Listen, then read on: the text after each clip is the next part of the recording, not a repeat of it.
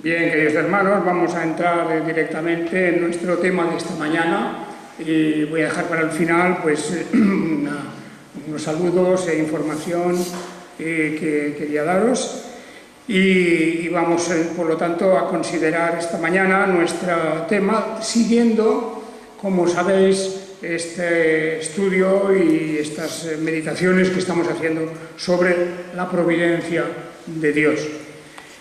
Hemos visto diversos temas ya relacionados con la providencia de Dios. En definitiva, podemos resumir todo esto diciendo la providencia de Dios es el gobierno de Dios, es el desarrollo de sus planes, dentro de su soberanía absoluta, dentro del poder total de Dios, y de que su voluntad por encima de todo se ha de cumplir.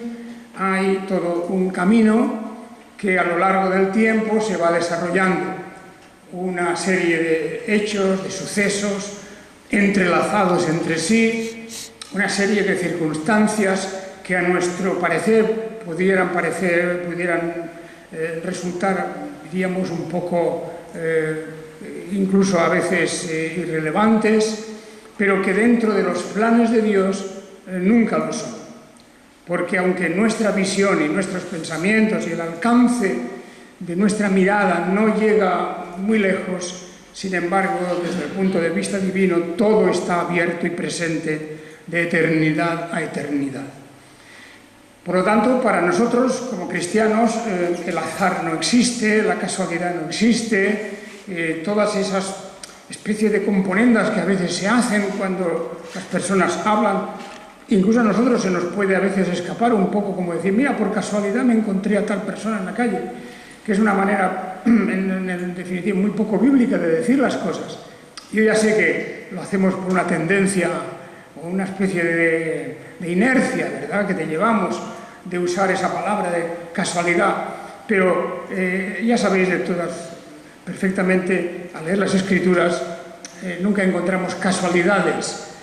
Lo casual es algo así como donde no existe ningún poder, ninguna fuerza, ningún propósito. Pero en Dios no es así.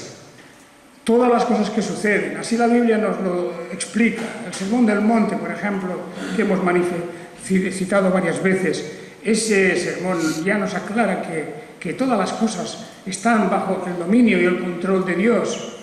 Cuando se habla de que aún los cabellos de nuestra cabeza están contados, eso es una forma, tal vez un poco, diríamos, metafórica de hablar, pero es igual, no hay ningún problema en considerar eso desde el punto de vista de que Dios puede tener eso en cuenta. O cuando nos dice que un pájaro, cuando cae al suelo muerto, no ocurre eso, sino es por la voluntad de nuestro Padre que está en los cielos, y así tantas otras cosas. Es porque verdaderamente la Biblia está insistiendo, la palabra insiste, en que primero la casualidad no existe y por otro lado que hay un plan de Dios que abarca todos los aspectos de nuestra vida. Para el cristiano eso es una fuente de paz y de tranquilidad.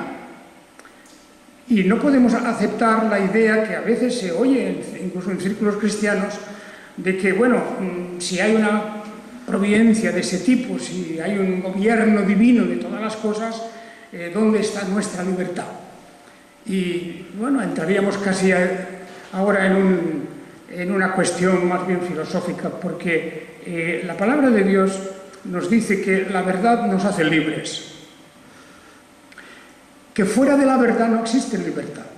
Y el Señor Jesucristo mismo habló, dirigiéndose a los judíos, en relación con su pecado, que era del rechazo de la persona de Jesús, les habla de una esclavitud, les habla de cómo eran esclavos del diablo.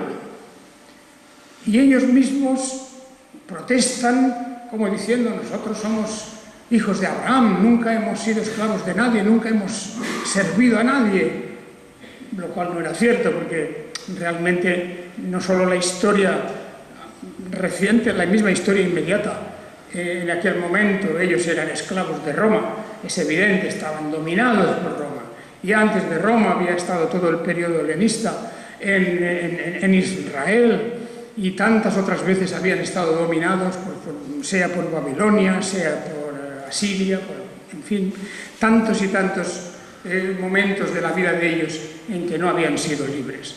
Esta cuestión de la libertad, en el fondo, es un tema más filosófico que otra cosa. Para un cristiano es suficiente el decir, la verdad nos hace libres.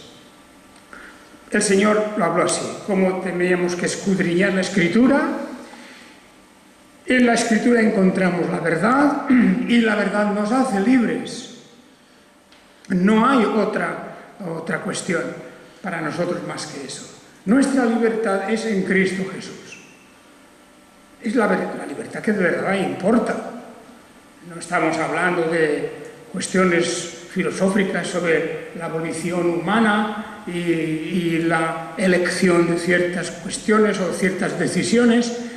Nosotros hablamos aquí del plan conjunto de Dios, de toda la maravilla que es esa relación que Dios tiene con nosotros y con el universo entero, porque su dominio, su gobierno, su providencia lo abarca todo.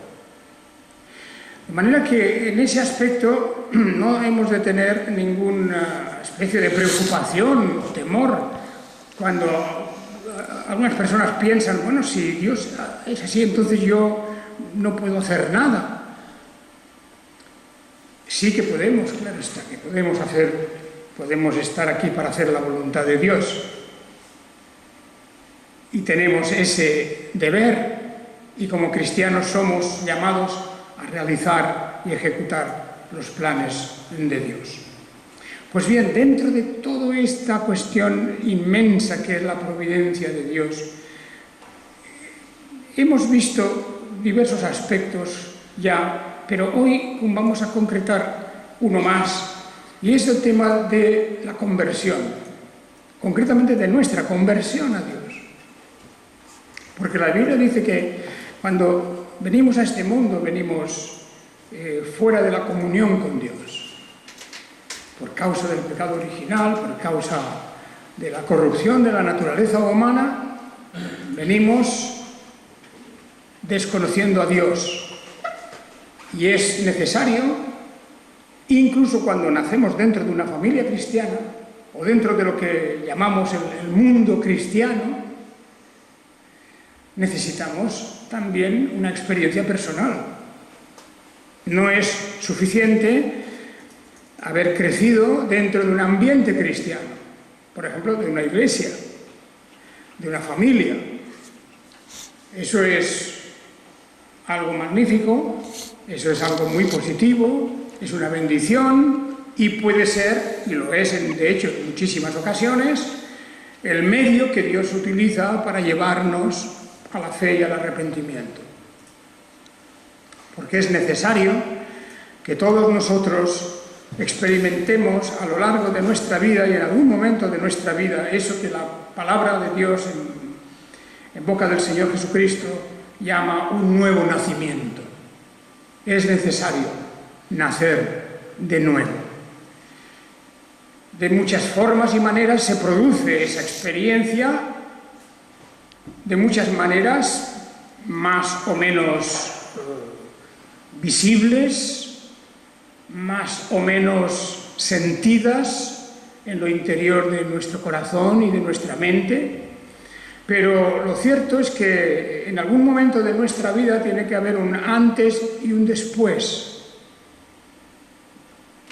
A veces ocurre en experiencias como la que hemos leído en Hechos capítulo 9, en la gran conversión del apóstol San Pablo, que realmente pasa de ser perseguidor de la Iglesia, perseguidor de Jesucristo mismo, a ser un servidor de Jesús y uno de los grandes puntales de la Iglesia.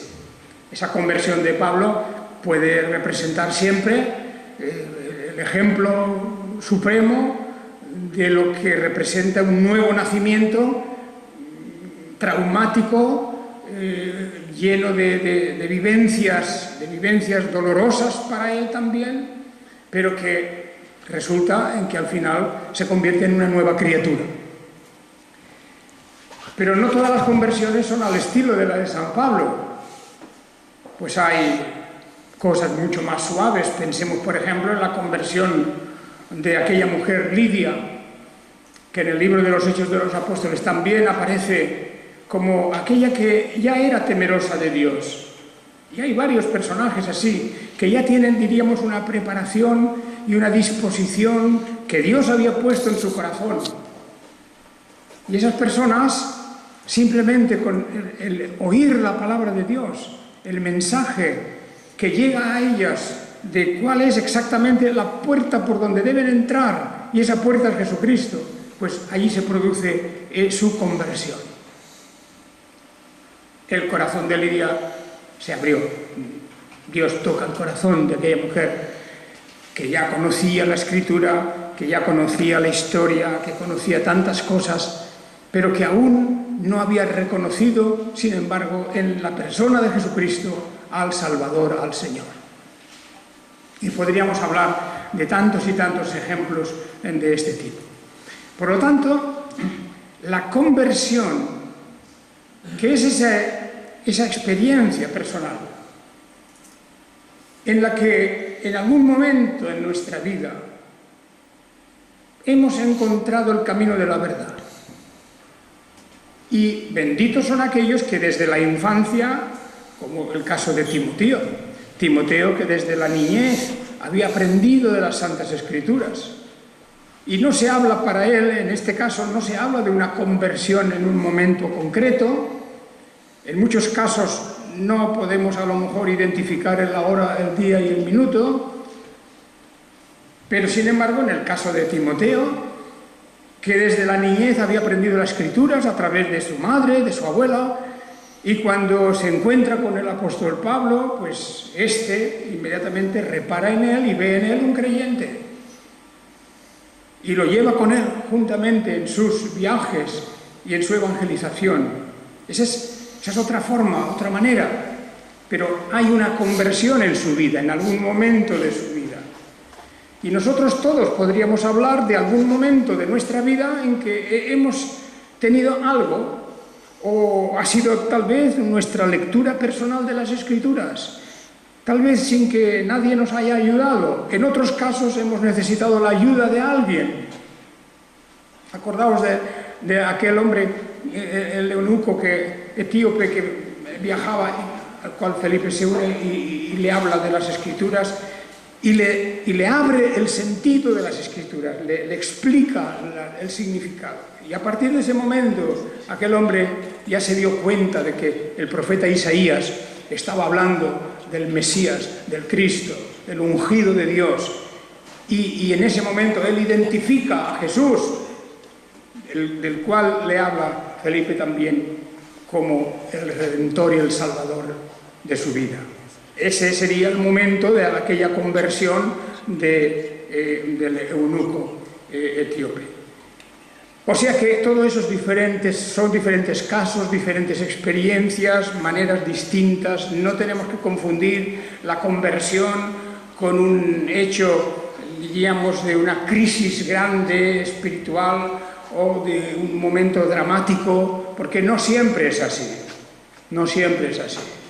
Basta con que hoy uno pueda decir: el Señor Jesucristo es mi Salvador, es mi Señor, para que esto signifique realmente que ha habido una conversión, que ha habido una auténtica conversión. Pues bien, esa conversión ha estado preparada desde antes de la fundación del mundo por el Señor mismo. Y esto es lo que la providencia de Dios quiere decir respecto a la conversión, porque la providencia abarca, y esto lo habíamos leído en un documento tan importante como el de la Confesión de Fe de Westminster. Creo que podemos volver a recordar ese pasaje sobre la providencia cuando dice en su primer artículo, capítulo 5 de la Confesión de Fe. Os lo vuelvo a leer porque es importante. Dios, el gran creador de todo, sostiene dirige, dispone y gobierna todas las criaturas, acciones y cosas, desde las más grandes hasta las más pequeñas, por su muy sabia y santa providencia, según su inefable presciencia y el libre e inmutable consejo de su voluntad, para la alabanza de la gloria de su sabiduría, poder, justicia, bondad y misericordia. Que este primer artículo sobre la providencia lo hemos de tener bien claro. Todo el capítulo es importante porque explica cada una de estas partes y cómo, en definitiva, ese Dios todopoderoso, omnipotente, que no tiene que responder ante nadie, que no tiene que dar cuentas, que quiere establecer claramente, por otro lado, la distancia, la diferencia entre la criatura y el Creador. Es el Creador quien se ha acercado a nosotros, no nosotros a Él. Es Dios quien nos ha amado primero a nosotros, no nosotros a Él, etc. Siempre esa preeminencia que Él tiene nos ha de hacer humildes y reconocer siempre, en cada momento de nuestra vida, que a Él se lo debemos todo. Pero fijaos en los detalles en los que esta experiencia de la conversión puede llegar a nuestra vida. De hecho, siempre es así. En cada uno de nosotros, en la historia personal de cada uno, la conversión ocurre por toda una sucesión de hechos que no son casualidad. Una sucesión de hechos, a veces insignificantes, que nos lleva finalmente a un punto que es el que Dios ha destinado, y es que volvamos nuestro rostro hacia Él, pidamos perdón y creamos en Él. La conversión es esa conjunción del arrepentimiento y la fe. El arrepentimiento en cuanto que uno se reconozca pecador y perdido, a no ser que la misericordia de Dios venga sobre nosotros. Y claro está ahí, la fe es la plena confianza en Jesucristo como persona y como Redentor, en la obra misma, la redención en la cruz. Para llegar a eso, Dios nos va conduciendo en la vida por un laberinto de hechos que nosotros no conocemos, como no conocemos en el instante siguiente qué es lo que ha de ocurrir, pero que Dios ha dispuesto, ha preparado, como toda obra buena. Y si nos fijamos en eso, pues podemos comprender lo maravilloso que es, por ejemplo, el caso de la conversión del apóstol Pablo. Claro, ese es uno de los ejemplos más evidentes, ¿no?, en las Escrituras sobre la intervención de la providencia de Dios. Porque en varios lugares de la carta, de sus cartas y de los hechos de los apóstoles, el apóstol Pablo habla de su vida, de sus experiencias. Y él, ya sabemos cómo en cierto momento era un orgulloso y soberbio hombre, engreído por sus conocimientos de la ley,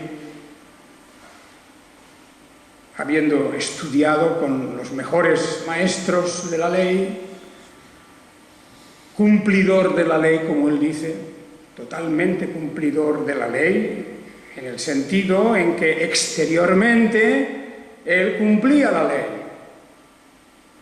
los mandamientos, como aquel joven rico a quien Jesús interpeló, ¿verdad? Pues él también pensaba: yo he cumplido todo esto desde mi juventud, desde mi niñez. Y en el caso de Pablo, pues ahí tenemos ese hombre orgulloso que además era un gran activista, estaba comprometido con el mantenimiento del judaísmo por encima de todo. Y lo vemos a él en esa experiencia que él cuenta en el momento de su conversión, y luego, naturalmente, en el libro de los Hechos de los Apóstoles hay un momento cuando él, en uno de los juicios que él tiene que soportar, ante los cuales se tiene que presentar, habla de esas experiencias. ¿Os acordáis seguramente del pasaje en que en el libro de los Hechos de los Apóstoles él habla de su experiencia en la persecución de los cristianos? Aquí tenemos en el capítulo 26 su defensa ante Agripa, ¿verdad? Y él dice que explica sinceramente lo que él sentía, delante de Agripa. En el capítulo 26 y versículo 9 dice: yo ciertamente pensaba en mi interior que era mi deber hacer muchas maldades contra el nombre de Jesús de Nazaret, lo cual en efecto hice en Jerusalén, pues luego de recibir autorización de parte de los principales sacerdotes, no solo encerré yo en cárceles a muchos de los santos, sino que deposité la piedra en contra cuando los mataban. La piedra o la piedrecita. Este pasaje es interesante porque quiere decir que el apóstol Pablo pertenecía a un grupo dentro del Sanedrín que decidía si alguien era merecedor de muerte por una transgresión de la ley. Y la costumbre era que se hacía una especie de votación. Y los que ponían una piedra en la mesa, donde se estaba juzgando aquello, los que ponían allí una piedra era diciendo que daban su voto afirmativo. Sí, debe morir. Según la ley, lo que ellos consideraban la blasfemia, el insulto, la transgresión de los mandamientos, todo esto era merecedor de muerte y por tanto él dio su asentimiento, dio su voto para que muriesen en las primeras persecuciones, en donde bastantes de los cristianos fueron perseguidos y muertos. Entre ellos acordémonos de uno de los apóstoles, de Jacobo.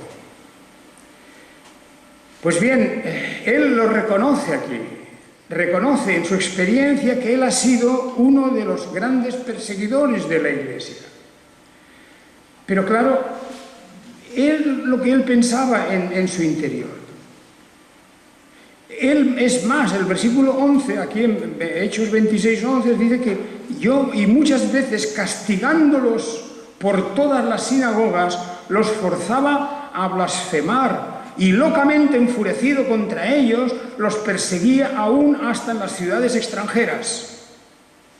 Aquí habla pues en estos términos, en el capítulo 26 de Hechos, versículos 10 y 11.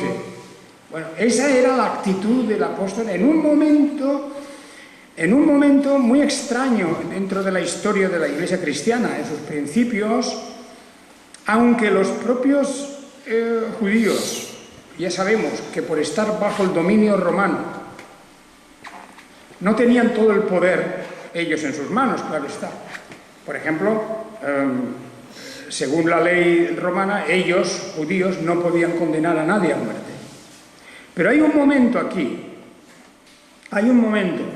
en que hay una especie, digamos, de desmadre general, de enfurecimiento, antes de que los romanos mismos, ya a partir del año 64, con la primera persecución en Roma, los propios judíos habían establecido ya una forma de persecución en la que algunas personas habían muerto.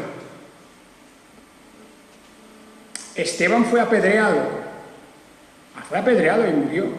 Jacobo fue decapitado y murió. Y aquí reconoce el apóstol Pablo mismo, reconoce que él mismo los forzaba a blasfemar y los perseguía por todas las ciudades. Y cuando había una ejecución, él daba su asentimiento. Bueno, este hombre, enfurecido, como él dice, rabioso, odiando con todo su corazón a la persona de Jesús, a los seguidores de Jesús, a todos estos, este hombre, un buen día, debido precisamente a ese odio profundo que tiene, también va a experimentar una conversión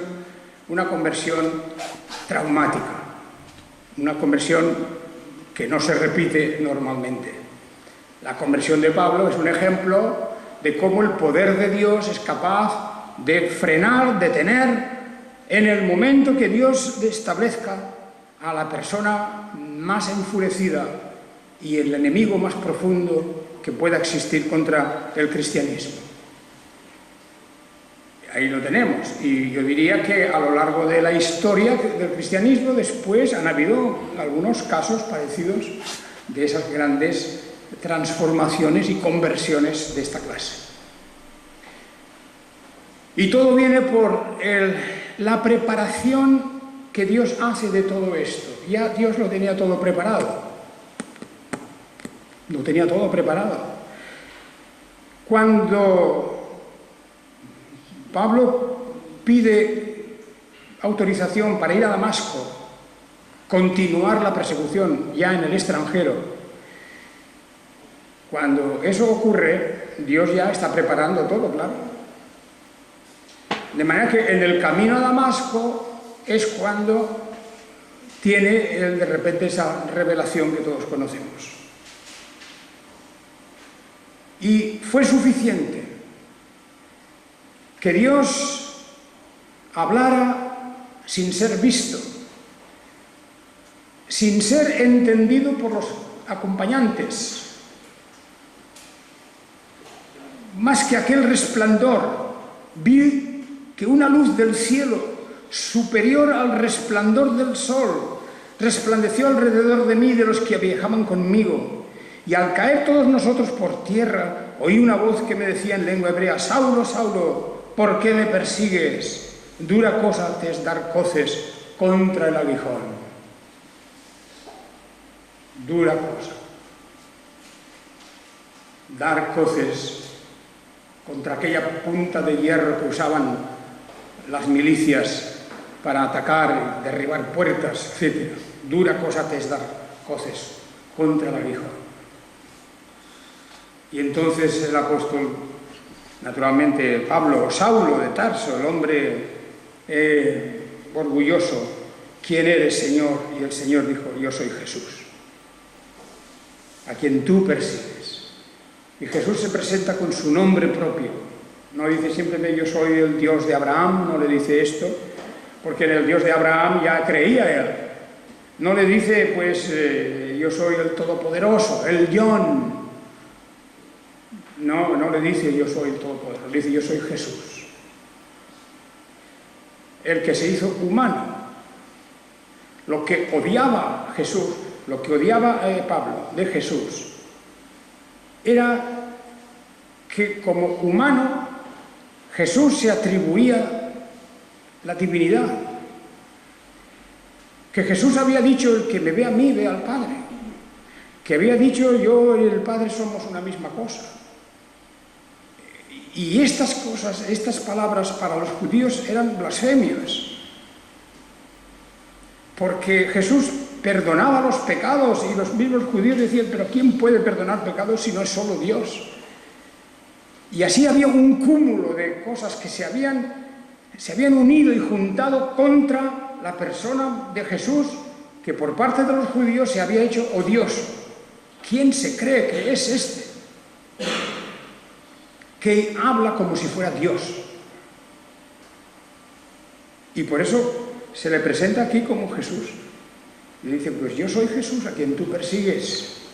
Y dice: pero levántate y ponte sobre tus pies, porque me he aparecido a ti precisamente para escogerte por ministro y testigo, no solo de las cosas que has visto de mí, sino de aquellas en que me apareceré a ti.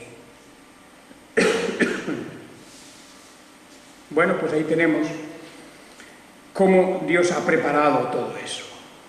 Y mirad, hermanos y hermanas, todos tenemos que pensar profundamente en nuestra vida, porque en algún momento de nuestra vida, sin darnos cuenta nosotros, las cosas se han ido preparando. Dios nos ha llevado. Cuando aquella mujer Lidia está ya en aquella reunión de oración con otras mujeres temerosas de Dios, pues naturalmente que no era ninguna casualidad, estaba allí porque por allí tenía que pasar el apóstol, porque allí iba a hablarles. Y aquella coincidencia, no casualidad, pero sí una coincidencia, inciden dos cosas preparadas por Dios. Y si vosotros pensáis, como yo también pienso, en las circunstancias de nuestra vida, de las cosas que nos han llevado al día de hoy a ser creyentes en Jesucristo, hemos de reconocer que la sabiduría de Dios es muy grande, como ejemplos que yo a veces os he comentado. Siendo yo pequeño, por ejemplo, habiendo nacido en la Iglesia Católica Romana y bueno, siendo un practicante casi obligado en aquel tiempo, por un traslado de mi familia a cierto lugar en la ciudad, pues allí resulta que junto a nuestra casa vivían otros que eran creyentes. Y a través de ellos empezó una relación y a través de ellos empezamos a conocer la Biblia, las Escrituras, y a través de eso pues vino otro paso y luego otro paso y luego así se van encadenando las cosas. Y cada uno tiene su experiencia para contar, seguro. Cada uno tiene su propia experiencia, es decir, o bien que ya ha nacido en un hogar de creyentes y por lo tanto ha tenido la facilidad de conocer las cosas de Dios, o bien porque le ha llegado el conocimiento a través de otras sendas, de otros caminos que Dios conoce. Bueno, pues hermanos, ahí está. Nuestra conversión es una parte de la providencia de Dios. La providencia de Dios ordena, como dice la confesión de fe, porque Dios sostiene, dirige, dispone y gobierna. Y podemos decir, no hay tranquilidad más grande y paz más grande de aquel que cree que está en las manos del Altísimo. La lectura de los Salmos es un ejemplo del hombre perseguido como David, el hombre que está temiendo siempre por su vida, porque parece que le va a llegar ya prematuramente. Ese, sin embargo, se pone en las manos de Dios, confía en Dios, clama a Dios y sabe que Él le librará. Y a nosotros nos ha conducido por esa divina providencia, por esa sabiduría, por ese tejido complicado que a nuestra vista parece imposible, la vida de tantos millones de personas, que Dios en su providencia dirige, dispone y gobierna, para el bien y para su propia gloria, naturalmente. Y eso es, hermanos y hermanas, una manera de vivir en estos tiempos difíciles, vivir en paz. Porque Dios no solo gobierna nuestra conversión y nuestra salvación, sino también nuestra vida cotidiana. Estamos plenamente confiados en sus decisiones, en sus manos. Y ahora pues que el Señor os bendiga a todos y que esta meditación sirva para aportar a nuestra vida pues esa paz y tranquilidad que siempre necesitamos. Que el Señor os bendiga. Amén.